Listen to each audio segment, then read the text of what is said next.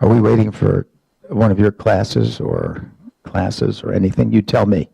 No, we're ready to roll. A couple of announcements.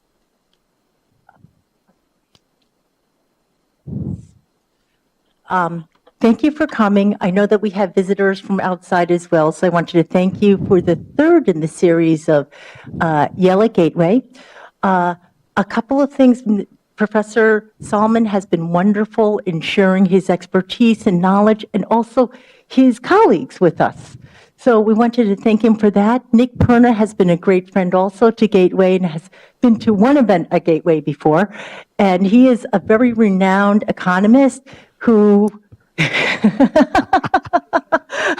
This is true, actually. Did you say renowned or? You would always hear this kind of thing anyway, but the fact is it's true. Thank you. It is actually true for both of them. And we're very lucky to have him. I have to make a couple of announcements. First of all, our exits. There are 2 exits that way. There are 3 exits in the back and one over on the side. I'm told that for every event I'm supposed to say this. Also, for all of you, please sign in the back. We'd like to get a head count. We'd like to know how many people there are. And if you're one of my students, I have the writing prompt for you, okay? And I will leave them in the back. If you have any questions, come up to the microphone, please, because we are actually videotaping this. Or I guess we're not actually taping, we're digitally taping this. So the only way that we can pick up your questions is if you come up to the microphones. So there's 2 microphones in the front. So if you have a question, please just come right up and ask the question. They're great about answering. And it occurs to me that since the camera's right over there, since I've been in television for all these years, when you ask the question, kind of angle it this way so they can see you rather than the back of your head. That's too much to remember. Well, now that the microphone is angled in the right way. Anyway, good evening. Hello, everybody. And thank you to Nick Perna. My regular job is as some of you know, the economics correspondent for the PBS NewsHour, the nightly PBS news show. And I think I first interviewed you probably 20 years ago, something like that. Yeah. Because he was, doesn't do this anymore, but you were the chief economist for what bank at that time? New England Merchants? Well, what became Fleet Bank? It was probably Connecticut National or Shawmut or one of those. Shawmut, I think it was Shawmut, which is at the time, one of the 3 big Boston banks.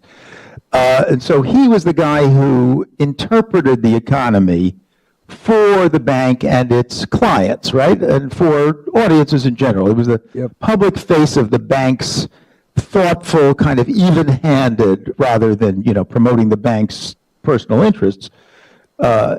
He was the guy who sort of made sense of the economy. And when I saw him, I think I moderated a panel you were on back 20 some odd years ago. And he was just so personable, but clear. He's also a PhD from MIT, so that's the highest level of economist you can get to. And since my business is trying to make economics accessible, understandable to people, I latched on to Nick and have probably interviewed you how many times on TV, you know? It's got to be a dozen, Paul. Yeah, and we've done it all over the place, including in a meat locker in Kansas City, Missouri. Yes, right? We were wearing white garb. You could see our breath, and the topic was that the financial markets had frozen up.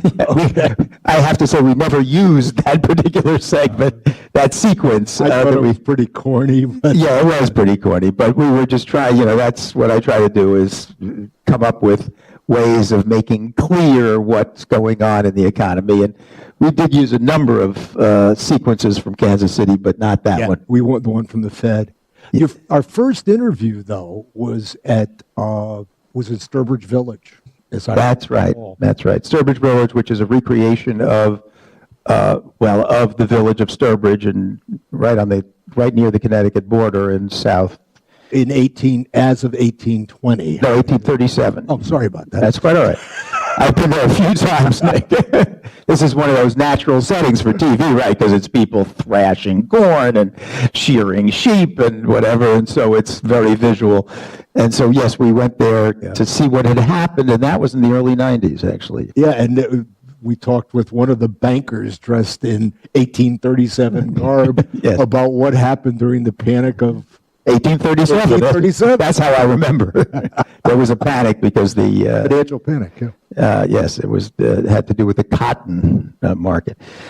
Anyway, so I thought one of these sessions here, Yale at Gateway, because Nick has taught. How many years did you teach at Yale? Close to 13. Yeah. So I thought, okay, here's this guy. It's about an hour away from here, and if there's somebody to talk to about what's going on in the economy and how it's relevant to you folks, and to us all, there'd be nobody better, literally, nobody better than Nick. And as it happens, we're doing this on election eve, and so the focus here is, okay, where are we? Where is the American economy? This is the kind of question he's been asked for 30, 40 years, right? Where are we?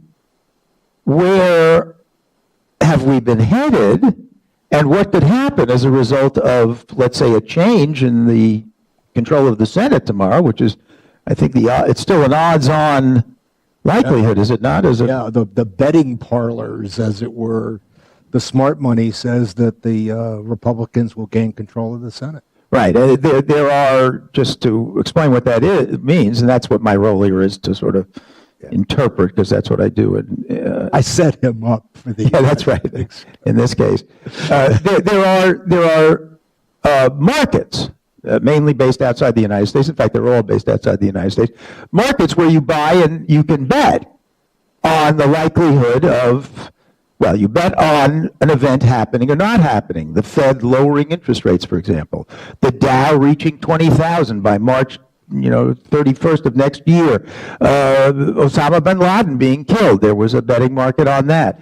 No longer. It would be kind of an easy bet at this point. But various things, including, will the Republicans gain control of the Senate? And the main market, but there are many of them in Europe, but the main market that I follow is called Paddy Power. Paddy as in, and it's in Ireland. That's the kind of a slang or sometimes derogatory term for Irish people, but Paddy Power. And right now, last I saw, was about 69% likelihood on the people betting, putting their money where their mouth is, that the Republicans will get control of the United States Senate. So that's the most likely outcome of lots of people betting. And this power of a market is that it's all these people who are putting their money where their mouth is, and therefore it's a pretty good indication of at least what the collective wisdom is. Could be completely wrong, but it's been these markets have been remarkably accurate in picking election results, including President Obama both times and instance after instance. Again, 69% chance that still means it's a 31% chance it could be wrong, right? But right now, if you had to bet, that's the way you bet. So that's the context we're in. So, but let me ask you first, Nick, where are we? Leave tomorrow aside. Stock market's booming. I don't know what happened today. What happened today? It was down a little bit, but it's still, way up. Yeah, so stock market's booming. Unemployment falling is down to 5.9%. And we get more numbers on Friday. Yes, I'll be doing a story on that on Friday night.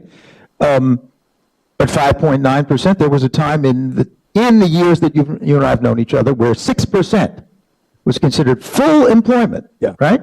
That is, that because there's always some people out of work, right?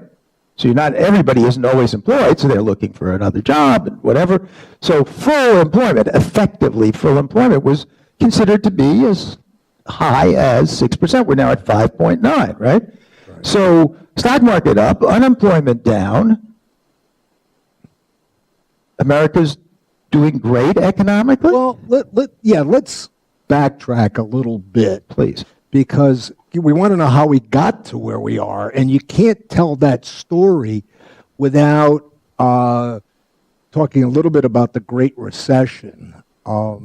It's called Great because it was the deepest and longest decline since the Great Depression of the 1930s, although it didn't hold a candle to the 30s. Let me just give you one comparison between the two. The unemployment rate in both cases went from a little over 4%, that's where it started out, in 1929 and in 2007. But by 1932, it was 25%, and by 2009, it was 10%, okay?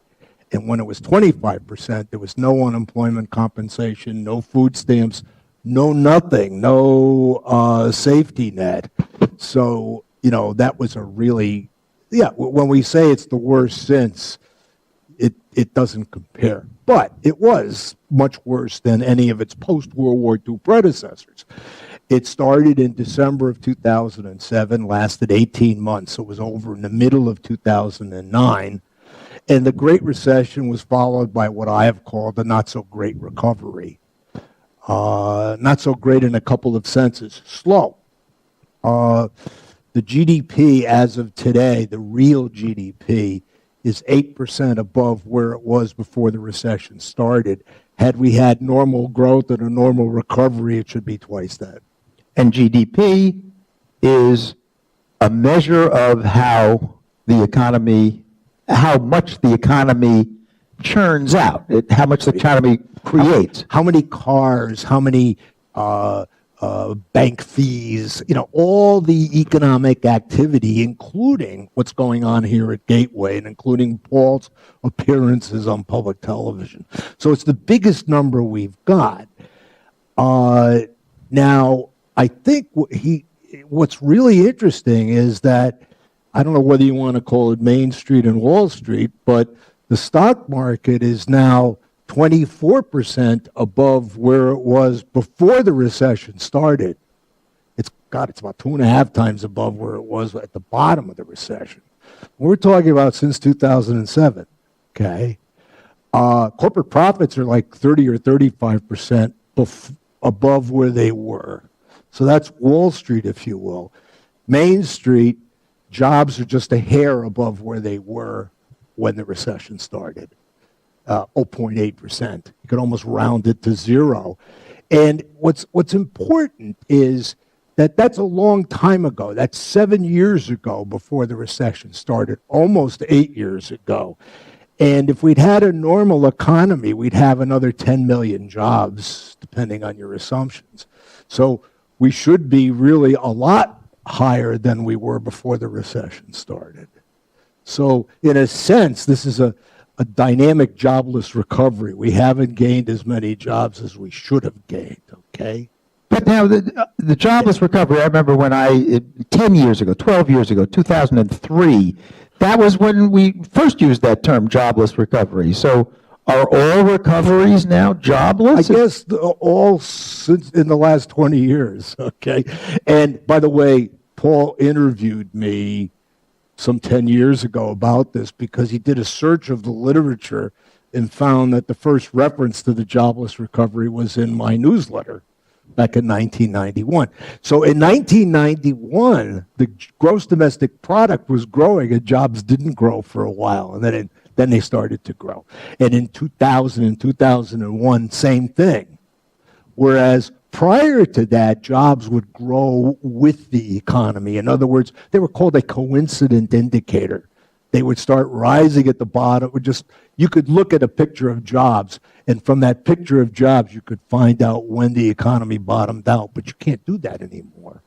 Now, what happened most recently was jobs didn't go anywhere for a while, but when they did start to grow, they grew lackadaisically. That's a statistical term for slow. Okay. And which is why, why is the unemployment rate?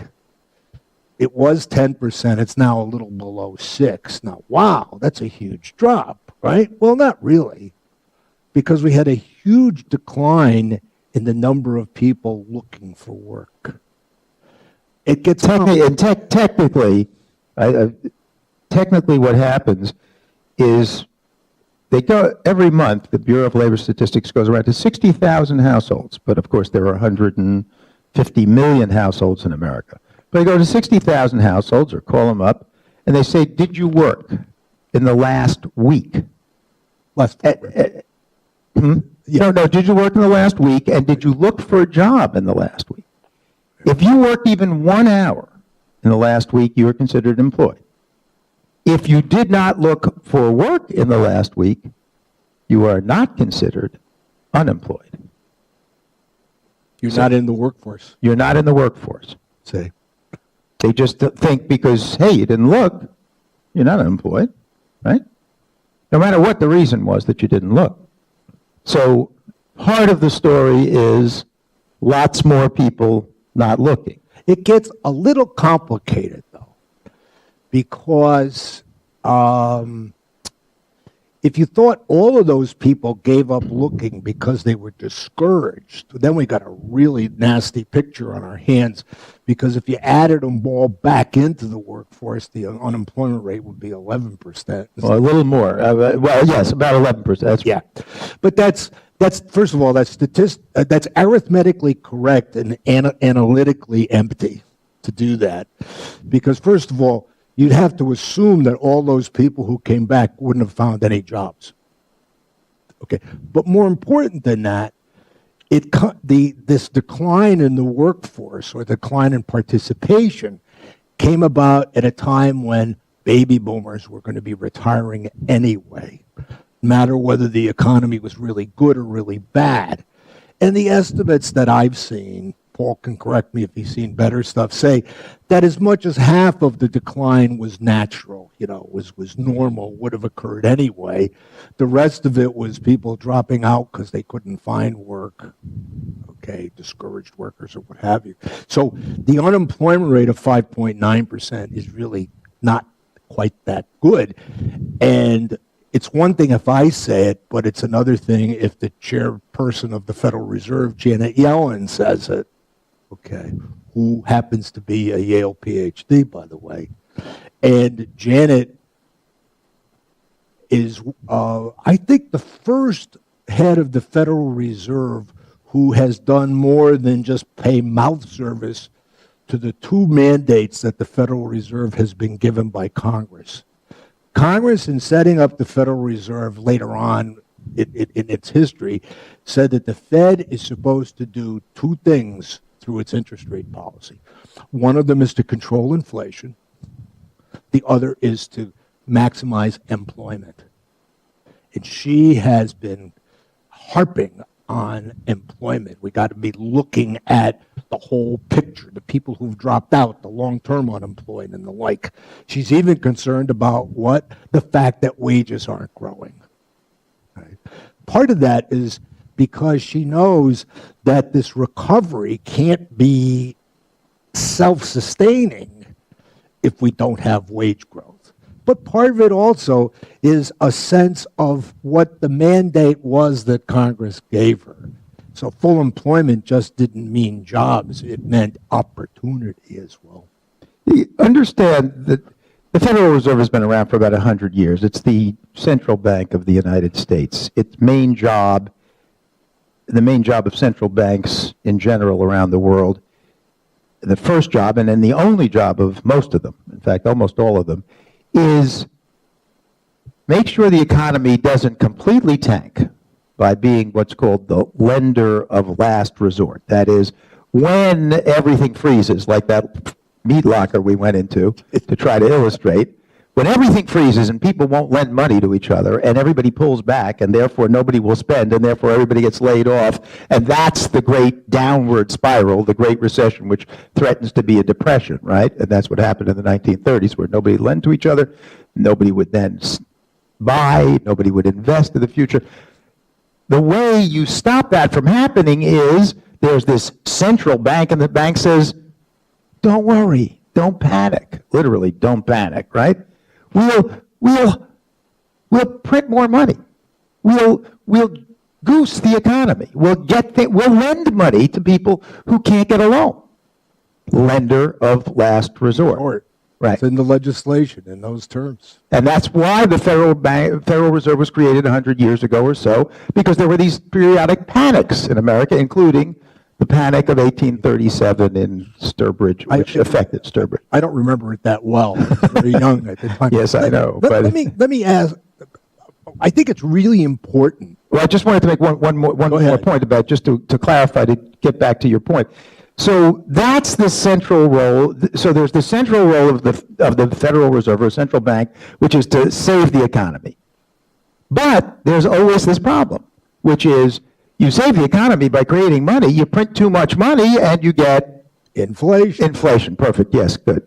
So you get, the money becomes worth less and less, and then you got a real problem because everybody's going out and spending right away because the money's going to lose value, and so you could do it today, and then you have barrelfuls of money because you printed more money to make up for the other money. So what started out, the Federal Reserve and all central banks start out as, hey, we're going to save the economy if it tanks, but we've got to make sure that the economy doesn't inflate, we don't print too much money, and so we've got to constantly worry about these two things.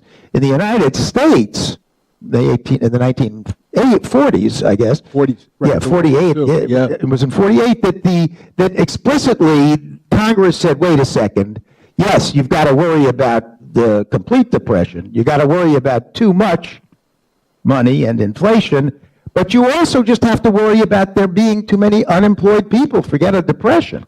And that's what Nick is referring to as the dual mandate. There's a mandate to keep the money sound so it doesn't lose its value, and a mandate to keep people employed, even before you get to the point of depression. And what he's saying about Janet Yellen, she went to, I guess she was in Boston, and she had a photo op, where she had unemployed people with her. Chelsea, Massachusetts, which is a suburb, kind of a working class, lower middle class suburb of Boston. And she's posing around the table. I mean, not, taking, she's not styling, but she's posing, or photo opportunity, with unemployed people. And that's unbelievably unusual, because in my lifetime, there has not been a Federal Reserve chairperson. She's the first woman, of course.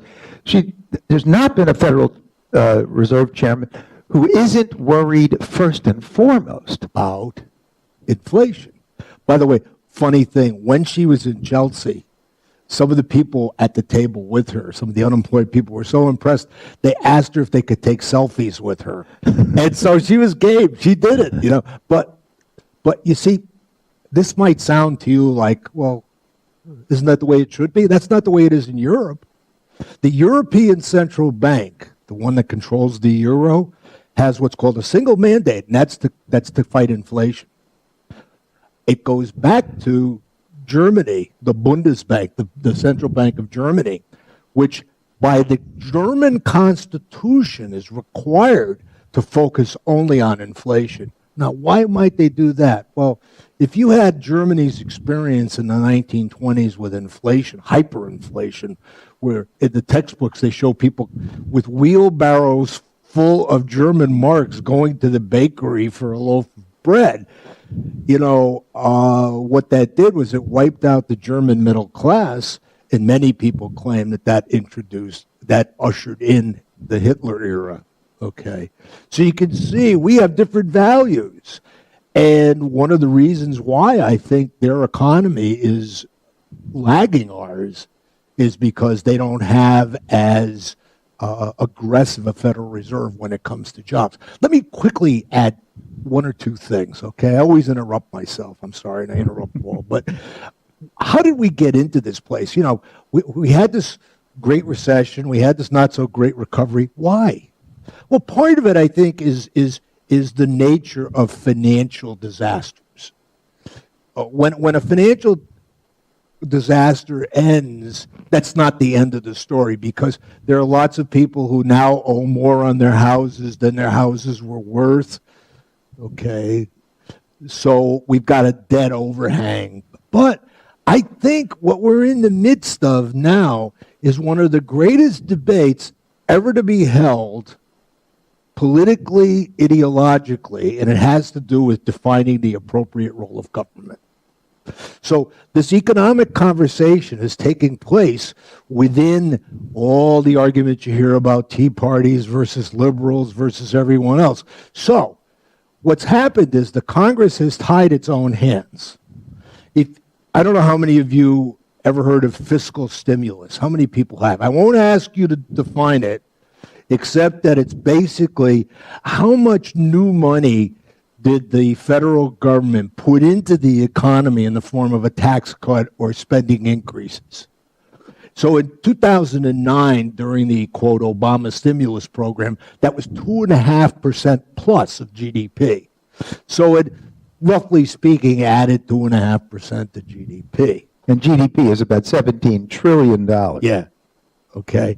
Now, by 2013, that had fallen to minus 1.5%, thanks to the sequester, thanks also to the end of something called the payroll tax holiday, where if you made a certain amount of money, you didn't have to pay Social Security or payroll taxes. That was, for many people, that was a big deal. For many dual income families, it was a very big deal. So we went from plus 2.5% injection to minus 1.5% bloodletting, okay?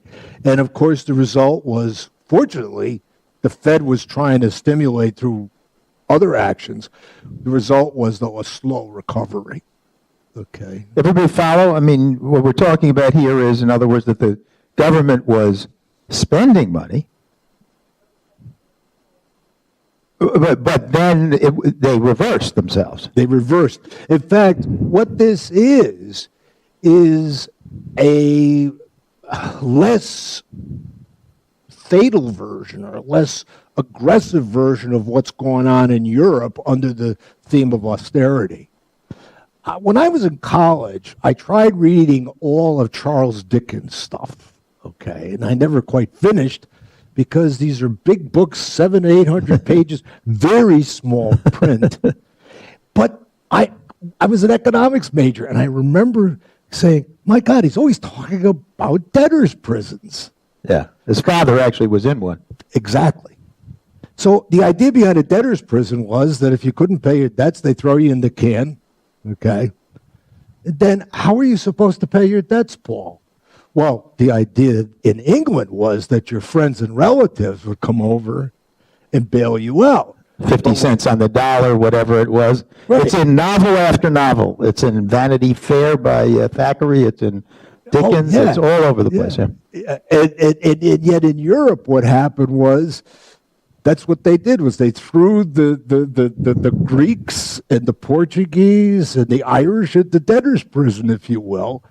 But there was no relatives and friends to bail them out. So if you do that kind of thing when the economy is very weak to start with, then what you're going to get is you're going to get worse recession and, even bigger deficits as a result. Now, to understand, again, and I'm going to interpolate here, or just interpret what he's saying. So in Europe, all these countries, they're all on the same currency, like all our states are on the dollar, so all their states, if you will, whether it's Italy or France or Germany, are all on the euro. And so you have one central bank, the European Central Bank. And there are two choices for a central bank when the economy slows. One is, as I say, get the economy up and running. You print more money, and the same story I told a few minutes ago, when people start spending, people start investing, and so forth. The other is to say, wait a second. And here you will all hear resonance of what the Tea Party says in this country, and Republicans have said in general. Wait a second, we've got to worry about the currency. We're going to worry about inflation. We're going to worry about too much money being printed. That could be, in the long run, that'll be worse. That'll be worse because we'll have another bubble and then we'll have another crash, right? And therefore, we want to practice austerity. We want to tighten our belts. I can't tighten mine any more than it currently is, otherwise I'd illustrate. dead bodies. Yeah, I that meant means you doing- to undertake to do something. Yeah, but people who start businesses, who grow businesses, okay. So, but then there's others who say, no, that doesn't explain very much of the large amount of wealth and income going to the well-to-do. They say it has much more to do with things like tax laws. How could that be? Well, all right, my favorite example is Mitt Romney. Mitt Romney released his tax returns. Remember, he's the Republican nominee last time around. Well, yeah, 2 years ago. Right.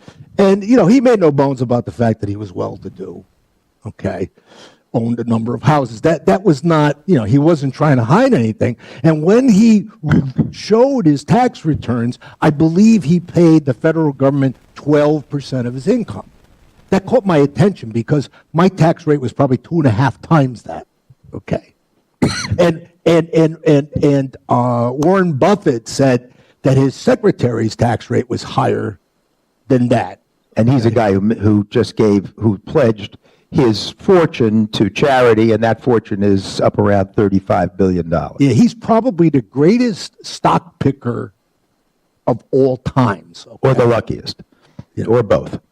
So, why does Mitt Romney only pay 12%? Well, one of the features of the tax laws, so every one of you should start a hedge fund. What is a hedge fund? The hedge fund basically allows you to buy and sell stuff kind of without a lot of regulation. Okay? And by stuff, we're talking about bonds, mainly stocks, but no regulation because it's all people who supposedly are in the know. Okay. And so it's not like selling stock to the public as a whole, which has to be regulated because presumably the buyers of stock don't know what they're But doing. if you were selling real stuff, like if you were in the business of buying and selling houses, you'd probably have to pay 30% of the profit on that in taxes. By the way, I mean, my father was an artist, and when I sell something that he created, we pay 28%. Okay. We're not talking about capital gains. We're talking about what under both cases would be called income, ordinary income. But if you manage a hedge fund, those gains, that ordinary income is only taxed at 12%. Don't ask me why. I think the reason is that there were enough people who were able to go to Congress and say, this is really important to stimulate the economy, to create jobs. See, if you want to get something through Washington, you go down with a lot of lobbying money and you say it's going to create jobs. So my statement to you is that this didn't create any more jobs than the poor guy selling houses or selling his art and paying 30% on it, okay? But what it does, though, is it makes the 1% get even more. The other thing, I think this is interesting. This is in Piketty's book. He says he doesn't care how you pronounce it. Oh, Piketty then. Okay. He said it's okay, anything you want. Whatever, Tomas. What he pointed out was, and this is really interesting, that the bigger your fortune, the bigger the percentage gain you can get, not just the dollars. What do I mean? Well, all right, ordinary people like us, if we can get 3 or 4% on our 401k or our IRA or whatever, we're lucky. But you know what Bill Gates makes on his bazillions of dollars? It's like 8 or 9%. And that even shows up with college endowments. So Yale makes big percentage gains on its, let's pick a school, I don't know, a small school, maybe like Quinnipiac or something, which has a much smaller endowment. They probably don't make percentage-wise half of what Yale does. So what this does is if you start out in either earning or inheriting a large amount of money, at the end of 5 or 10 years of getting bigger and bigger gains than everybody else, you've got much more in the bank than these other people. So inequality perpetuates inequality. And I think the worst consequence of inequality, one of the worst, is or two. One of them is that it takes away purchasing power from ordinary people. So that the average person has not really had a salary increase in years, or wage increase. And last month, when they go around to these 60,000 households, they say, did you work? Did you look for work? And so forth. They ask also exactly what your wages are. And last month, we'll see on Friday whether this happens again. It's always 1 month in behind. So that was for September, and we'll get the numbers for October on Friday. And but average wages in America actually went down by 2 cents last month. Down. Yeah, but that doesn't include the people making big. No, but I'm making your point. I'm just saying that for people who are actually earning a wage, the number has gone down, even with all these positive economic indicators. Meanwhile, the rich get richer in all these ways, and particularly the way that Nick's now talking about, which is you get higher returns on the money you saved and you're paying lower taxes on it. One of the other areas that I'm the son of an immigrant. My father came from Italy when he was 15 years old with a 4th grade education. Okay, and my mother, she was the educated one in the family. She went through the 8th grade. Okay, and I'm very, very, very, very sensitive to equality of opportunity. And if one of the consequences of having this vast redistribution of income is that it makes it more and more difficult for poorer and ordinary people to get an education. Well, I think you're talking to an audience where people are intimately familiar with this. Yeah. I see some It's nodding as I suggest. Yeah, I say, they know better than we do. You come out with lots and lots of debt, not facing lots and lots of jobs, all right? And the other thing it does is and jobs that are not paying any more than they were. That's and what it does is it concentrates political power. It used to be, I thought this nation was founded on one person, one vote, okay?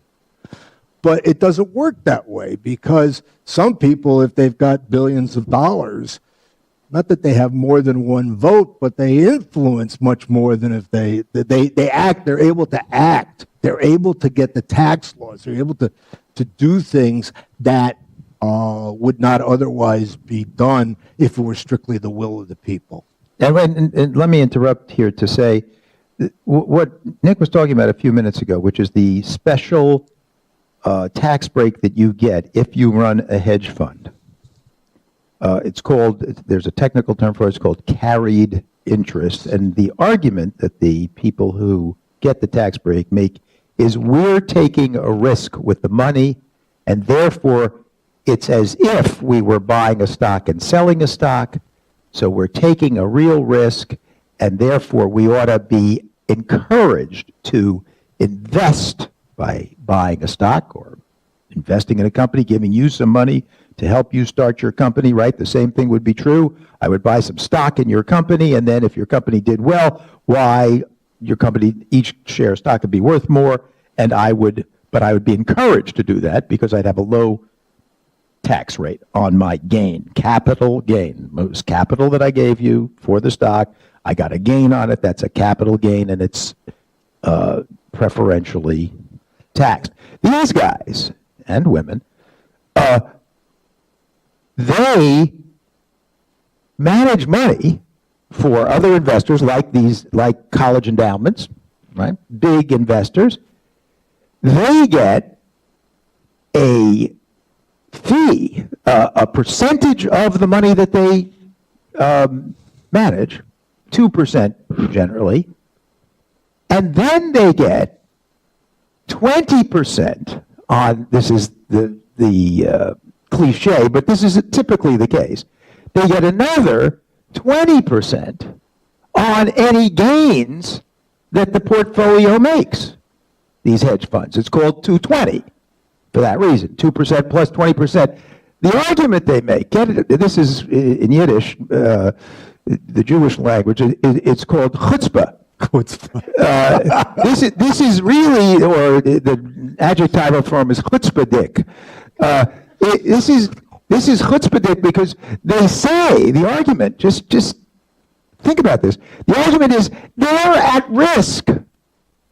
They're at risk because if with my money. but you're paying them. So if it's the two of us, right, and I'm the hedge fund operator, and he's got a lot of money, right?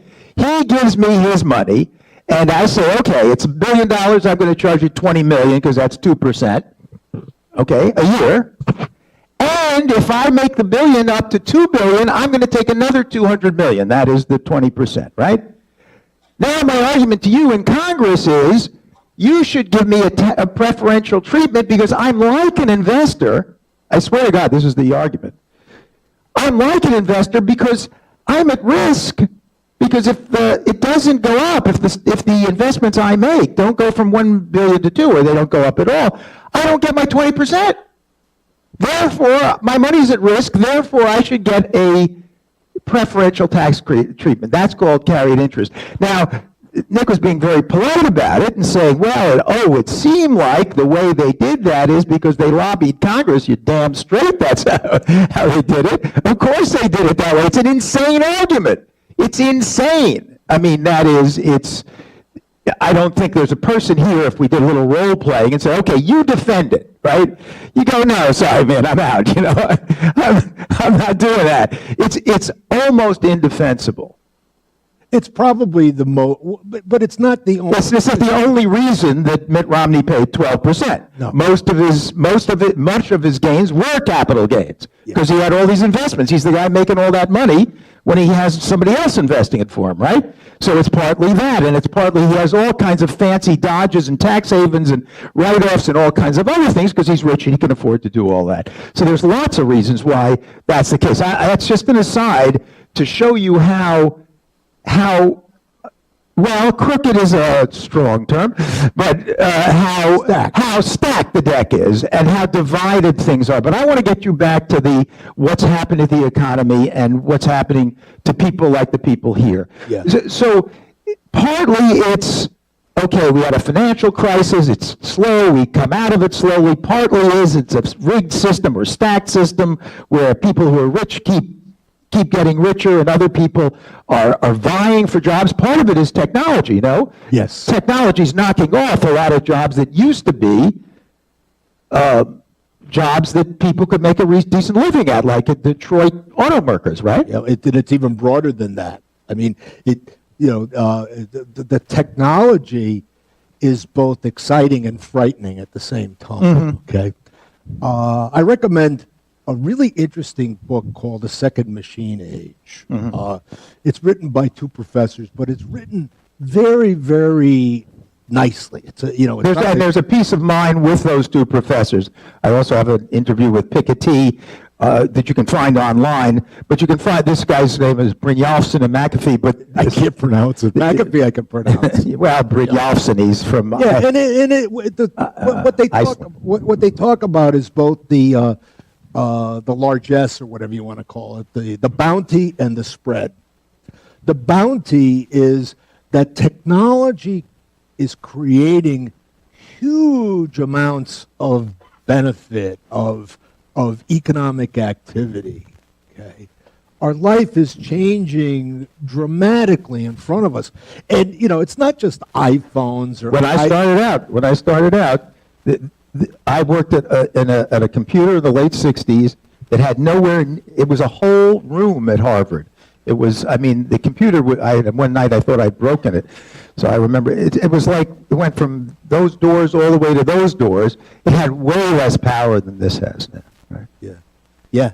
And yet we've got wondrous things going so that, we're on the cusp of being able to use 3D printing to replace human organs, so that if you need a new kidney or a new liver, or a child is born deformed and needs a matching ear, that can be now done on a surgical 3D printer. They lay down the cells layer by layer. That's how it works. But at the same time, what's happening is that how many people saw Jeopardy when they had the IBM Watson? Well, that was great. I was rooting for Watson all along. Took him a while to get real smart, but when Watson caught on, wow.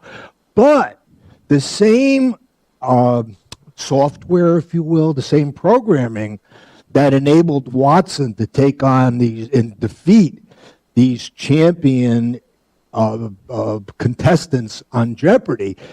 That same software can be used in business, and it's been used in the legal profession. Okay, if you're a brand new lawyer, anybody want to be a lawyer in this group? Okay. Thank God. All right. Yes, we're both relieved to see that. But if you're a brand new lawyer and you take a job with a firm, they don't send you to court. No, you get something called, you go work on something called discovery, where you sit and you read old cases, hoping to find something like a precedent, okay? Guess what? Watson does it a heck of a lot faster, doesn't have to go to the bathroom, okay? Doesn't get bored, and can do it for a fraction of the cost. So it's not just the manufacturing worker, okay? No, but it's across. And so what it says is that many jobs are at risk. But I think that, see if you disagree with this, up until now, I mean, 3D printing is just coming in. Watson is just coming in. All that technology is ahead of us. Up until now, the part of this inequality trend has been the replacement of the jobs that because of unions and because of the value that factory workers added, used to be pretty good middle-class jobs. It used to be wonderful. And now, and when you look at a place like Detroit, you see what's happened.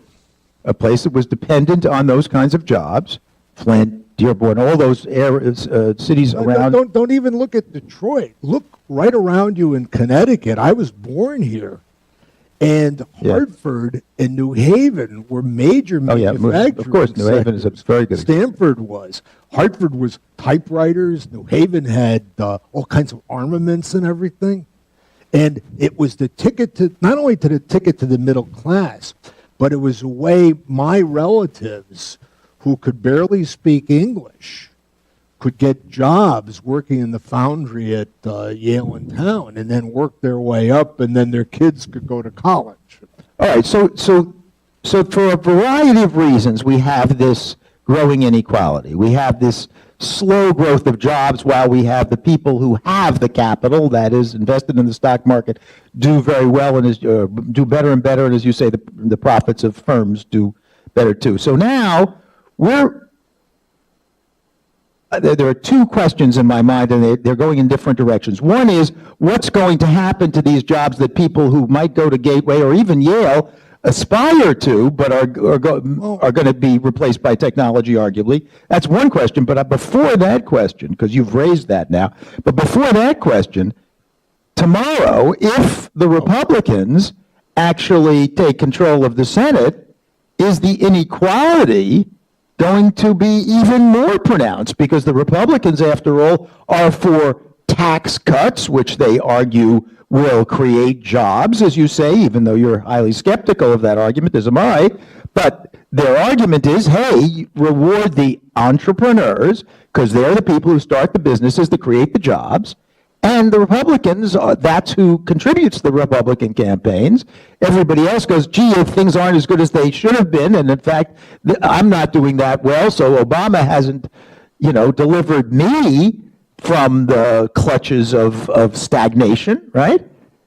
And so the Republicans win tomorrow, take the Senate tomorrow, they'll have the House.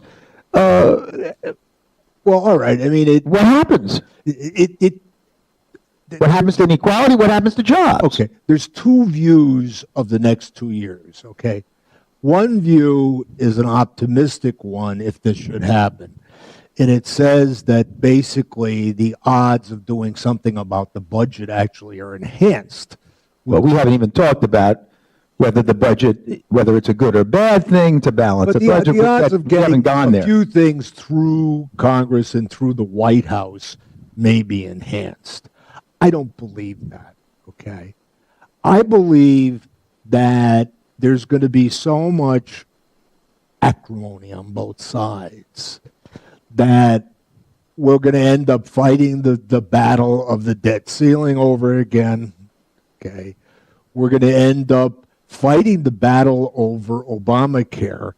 Now, Mitch McConnell has supposedly said he won't repeal Obamacare. That's because he knows he can't repeal Obamacare because he needs 60% of the Senate to be able to do these things.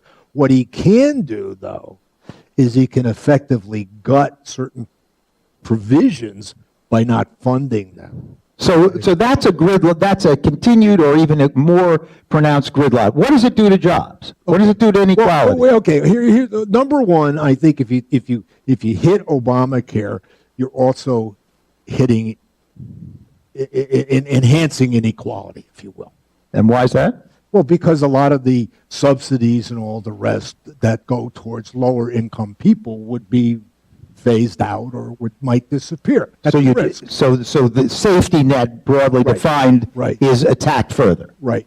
Now, when you said safety net, just keep your fingers crossed that we don't have another recession over the next couple of years, because this new configuration of both Congress and the Senate, they ain't going to be very, very generous with unemployment benefits. They've shown that in the past, okay? So if lots of people lose their jobs, yeah, if that were to happen, all right? But I think the other thing is that they will be focusing on they'll be focusing on some tax cuts. I think the corporate tax cut is the most likely thing that'll come out. Freeing corporations from having to pay taxes on a lot of their foreign profits, okay? so does that increase inequality? Oh, I think it does, because I think what then happens is that the returns to that go primarily to dividend recipients and share owners who may be very worthy people, but are not very highly represented in the lower income and lower wealth strata, okay? So you follow what's happening here. The people who own the corporations you are not going to learn anything when I say this to you, but are not the wealthiest, are not the poorest people in this society. They're the wealthier ones, right? So they own the stock. Now, if the company is, let me just to interpret here. So the company becomes more profitable, right? Because it has to pay less taxes, is what he's saying. So the company becomes more profitable. Your share, just like my share in your company earlier, right? The share in the company becomes worth more because the company's more profitable and you have essentially a stake in those profits. And he said dividends before, that's when the company shares the profits with you. But even if it doesn't, the value of the company goes up, the price of the stock goes up, the value of your share goes up, you can sell your share, you get that preferential tax treatment, remember. Those are predominantly, not entirely, but those are more than not rich people, right? So those people are getting the benefit of the tax cut, and of course the tax cut is something that otherwise, Nick is saying, would have gone to, let's say, Obamacare to subsidize the people who can't afford the care, yeah. That's your point, right? Yeah. Yeah, but I think you could also say the same thing if you were doing strictly dispassionate analysis as to what the economic effects would be of cutting corporate taxes. In other words, the same response is true whether you get a little bit exercised about it because of fairness or whether you just want to track through what happens. And I think one of the problems we've had is that I've been doing this a long time. I've been an economist, my God, for almost 50 years, if you start from when I first started studying, is I've never seen the debate be so ideological. What is ideological? Okay, all right. Ideology is great in religion. It's terrible when it comes to making economic policy. Because what you do is you're arguing not over what will happen, but you're really arguing what you want to have happen. Okay? So when you ask me a question what I don't want to have happen. So if you ask me a question about the economy and I answer it from an ideological point of view, I'm not giving you my best guess as to what might happen. I'm giving you an answer that's intended to persuade you for doing something or not doing something, okay? So we've got people out there on both sides who make up stories about the economic consequences of doing this or doing that. One of the biggest fairy tales of all is the fairy tale about the benefits of cutting taxes, how somehow or another they pay for themselves, okay? They don't. There's no evidence that a tax cut has ever paid for itself. How would it pay for itself if it stimulated so many new jobs that it generated enough tax revenue from those jobs and from the corporate profits? It can partially offset it, but never 100%. But now, understand that if this is not a room of you guys, but this is a room of Tea Party people, not only would you have long since been hissing at us, or possibly even throwing things, or most of you I would was have... thinking that when this is okay. Yeah, you would probably walked out. I mean, it just said, these guys don't know what they're talking about. That is, they would look at us, would they not, as ideological. That is, absolutely wedded to an idea of how things ought to be. That's what Nick, of course, is talking about. Have you tried having a conversation recently over the next governor, or have you tried having a conversation over Obamacare? You have to be so careful, because what'll end up happening is people that you really like, that you're not going to be. But that's the people you used to really like. Yeah, that would be a slight variation. And what's happened is that this is carried over into the political decision-making process. Anger, and I think one of the reasons why I am so passionate about trying to do something about the distribution of income is because I see this anger getting worse and worse and worse the longer this goes on.